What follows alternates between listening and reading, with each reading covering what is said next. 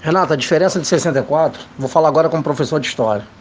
A diferença de 64 é o seguinte, que Lincoln Gordon, embaixador norte-americano, estava a serviço de John F. Kennedy, em 1959. Ele já tinha notificado os militares que Fulgêncio Batista, depois que Fidel deu golpe de Estado em Cuba, eram dois comunistas, Fulgêncio Batista e Fidel Castro. Aí começou a Revolução Cubana.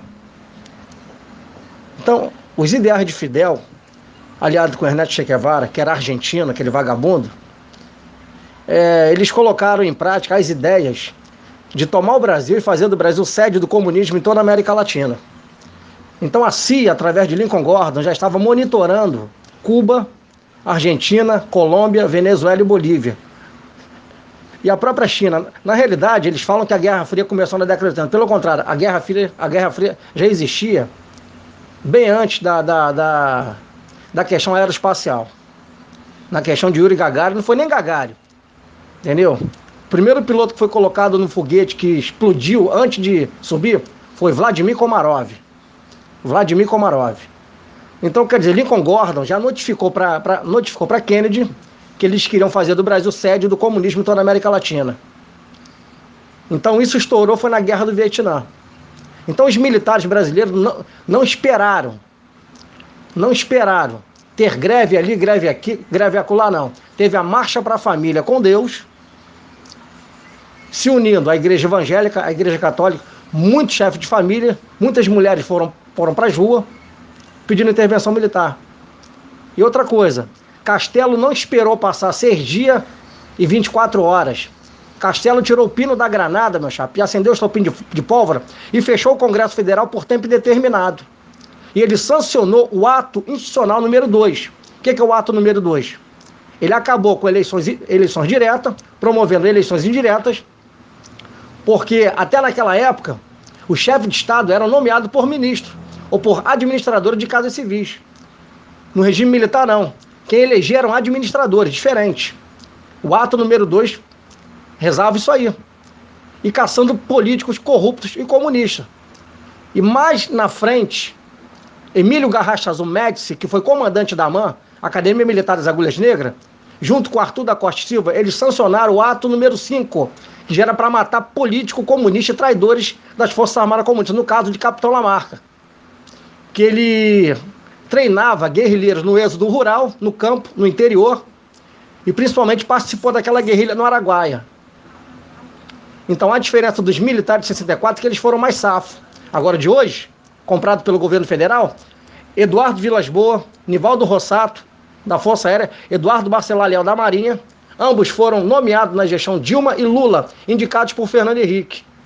Só Dilma e Lula nomearam mais de 69 generais. Total, somando, uns 120 generais, Fernando Henrique e vice-versa, Michel Temer e vice-versa. As diretas já foram sancionadas por Fernando Henrique Cardoso, ele era senador federal naquela época. E outra coisa, ele era guerrilheiro no Chile, estudou serviço de inteligência no Chile, no Uruguai, depois ele foi para a França, e mais ainda, Rodrigo Maia, o pai dele, César Maia, era presidente de um dos piores partidos comunistas do Brasil, que era o PCB, que era o Partido Comunista Brasileiro. Fez serviço de inteligência no Chile, é discípulo de Fernando Henrique, que é chamado homem da máfia do comunismo. Então, quer dizer, a estratégia dos comunistas, quando vieram do exílio, quando veio essa praga dessa anistia, em 64 era o contrário, os comunistas queriam tirar o quê? Os militares do poder. Hoje não. Hoje os patriotas e veteranos e verdadeiros intervencionistas querem tirar o quê? Os comunistas que estão nos poderes, que é mais difícil, que eles estão nos 3 poderes, Tribunal Superior Eleitoral, Supremo Tribunal Federal, Executivo, Judiciário, Legislativo, OAB, Ministério Público, etc. e tal. Espalhado entre estados.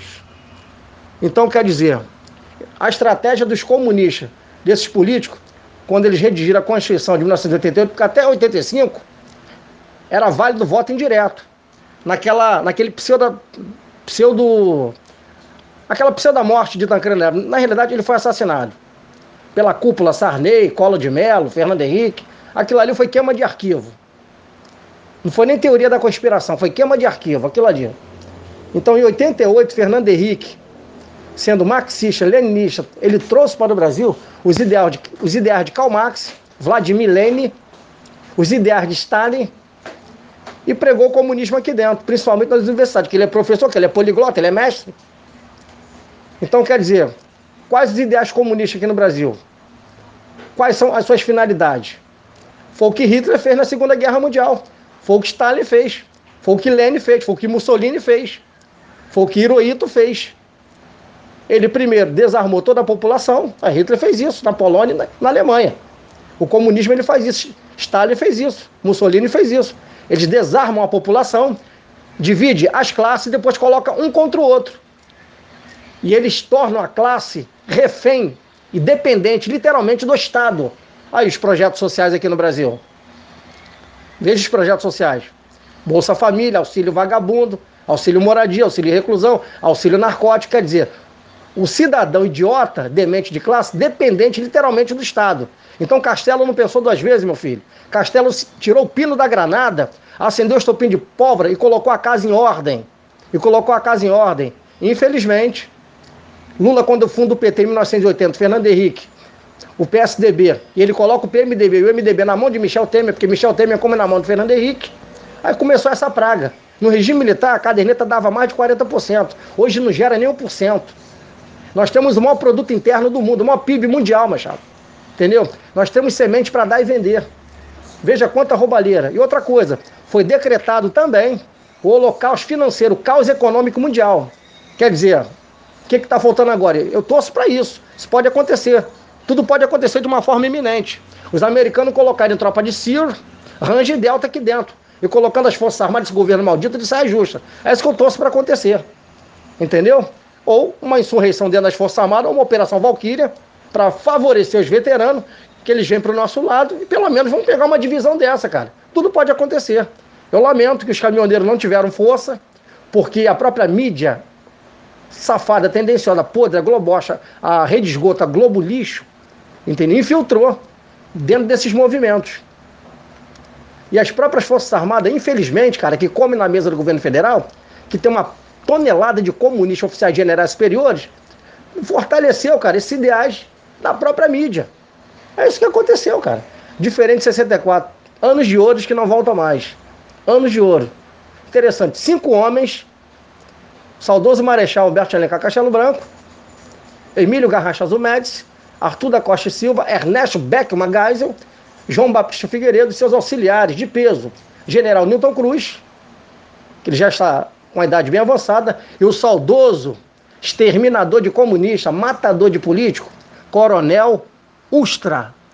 E o saudoso general, que não é pai desse Mourão de hoje, Olímpio Mourão Filho. O pai desse Mourão de hoje é Antônio Mourão.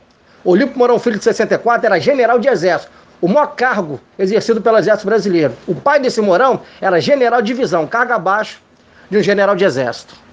Selva de Somas, campanha. Agora eu falei um pouquinho de história. Reconter.